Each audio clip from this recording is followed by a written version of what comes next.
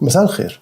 الأسبوع ده أصعب أسبوع هيمر على المصريين من فترة كبيرة جدا، وفي أحداث كتيرة متوقع إن هي تحصل الأسبوع ده، زي اجتماع مسؤولي الحكومة المصرية مع مسؤولي صندوق النقد الدولي يوم 16 ديسمبر الجاي، وكمان البنك المركزي ممكن يعمل اجتماع استثنائي قبل يوم 16/12 عشان يصدر قرارات استثنائية ويعدل سعر صرف الدولار. طب ده لو حصل تفتكر سعر الدولار ممكن يوصل لحد فين؟ ده غير كمان ان ممكن ان البنك المركزي المصري في الاجتماع الاستثنائي ده يطرح شهادات استثمار جديدة بعائد غير مسبوق، ممكن ان هو يتجاوز 20% كمان. ويا ترى ايه هي الاجراءات اللي ممكن الحكومة المصرية تتخذها عشان تظبط الاسواق بعد القرارات المتوقعة اللي تصدر في الفترة الجاية دي؟ لو عايز تعرف اجابات الاسئلة اللي فاتت دي كلها اتفضل تعال اما اقولك. زي ما كلنا عارفين ان سعر الدولار في السوق السوداء بيشهد زيادة غير مسبوقة، وفرق كبير جدا ما بين السعر الرسمي في البنك والسعر في السوق الموازي، وده طبعا بيزود الضغوط على مصر. قبل اجتماع الحكومة مع صندوق النقد الدولي يوم 16/12، الاجتماع اللي فيه هيناقش فيه مع الحكومة الإجراءات اللي كان طلبها قبل كده للحصول على الموافقة النهائية لطلب مصر الحصول على قرض عشان تقلل الفجوة التمويلية اللي موجودة في الموازنة العامة للدولة. وفي كلام كتير إن مصر هتاخد إجراءات استثنائية الأسبوع ده قبل ميعاد انعقاد الاجتماع، والإجراءات دي هتشمل تحرير سعر الصرف بشكل كامل، وكمان ممكن تشهد طرح شهادات استثمار جديدة بعائد قد يصل إلى 20% ويمكن أعلى كمان. طب السؤال دلوقتي، يا ترى مصر لو فعلا عومت الجنيه هتاخد القرض على طول؟ حسب وكالة بلومبرج بتقول إن الحكومة المصرية لو فعلا استجابت لصندوق النقد الدولي وحررت سعر الصرف بشكل كامل قبل الاجتماع المنتظر يوم 16 ديسمبر، البنك هيوافق على صرف الشريحة الأولى اللي هي حوالي 750 مليون دولار، والشريحة دي هتوصل مصر قبل يوم 26 ديسمبر الحالي. طب ويا ترى إيه أهمية القرض للدرجة دي اللي بتخلي مصر توافق على كل شروط صندوق النقد الدولي بالطريقة دي؟ ده هو الموضوع كله 3 مليار دولار، يعني مش رقم كبير ده، انت وكمان هتاخده على 48 شهر. ده انت عندك بضايع في المينا عايزة 6 مليار دولار. طب احنا ليه عايزين ناخد القرض ده؟ وليه مصرين؟ وليه بنستجيب لكل طلبات الصندوق بالطريقة دي؟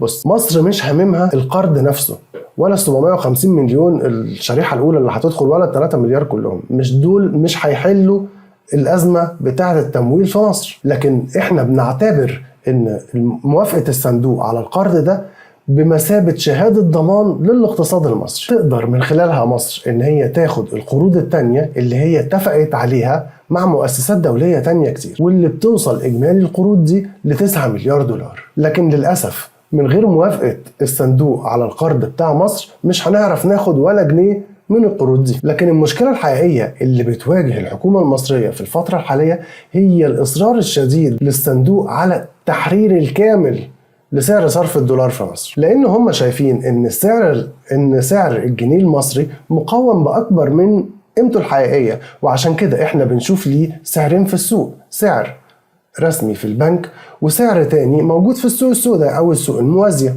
عشان كده الصندوق طلب من الحكومة المصرية بطريقة مباشرة إن هي ترفع إيدها تماما عن الجنيه سعره يتحدد وفقا لمتطلبات السوق من العرض والطلب.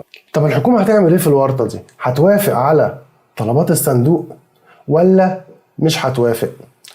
الموضوع صعب قوي، لأن وجود سعرين للدولار في السوق بيقضي على أي فرص استثمارية ممكن تدخل مصر، لأن مفيش أي مستثمر أجنبي ممكن يجي يحط فلوسه في مصر وهي فيها سعرين للدولار.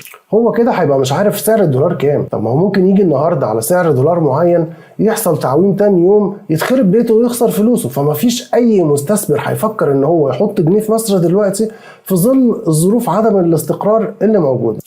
عشان كده بنسبة كبيرة هيكون في اجتماع للبنك المركزي المصري قبل يوم 16/12، وممكن ياخدوا فيه إجراءات استثنائية، وغالبا هيضطروا إن هم يحركوا سعر صرف الدولار ويوصلوا للتعويم الكامل، وكمان احتمال كبير إن هم يطرحوا شهادات استثمار جديدة بعائد أعلى ممكن يوصل ل20% وأكتر كمان عشان يواجه التضخم. وده لأن التضخم اللي موجود دلوقتي واللي وصلت نسبته ل21.5% حسب آخر بيانات من البنك المركزي المصري أعلى من كل شهادات الاستثمار اللي موجودة في السوق. فكده الناس فلوسها بتتاكل في البنوك. يعني اي حد حاطط فلوسه في شهادة دلوقتي في البنك بتخسر مش بتكسب، فلازم ان هو يطلع شهادات استثمار جديدة يبقى المعدل بتاعها اعلى من معدل التضخم اللي موجود دلوقتي. السعر المتوقع للدولار كام بعد التعويم اللي بيقولوا عليه ده؟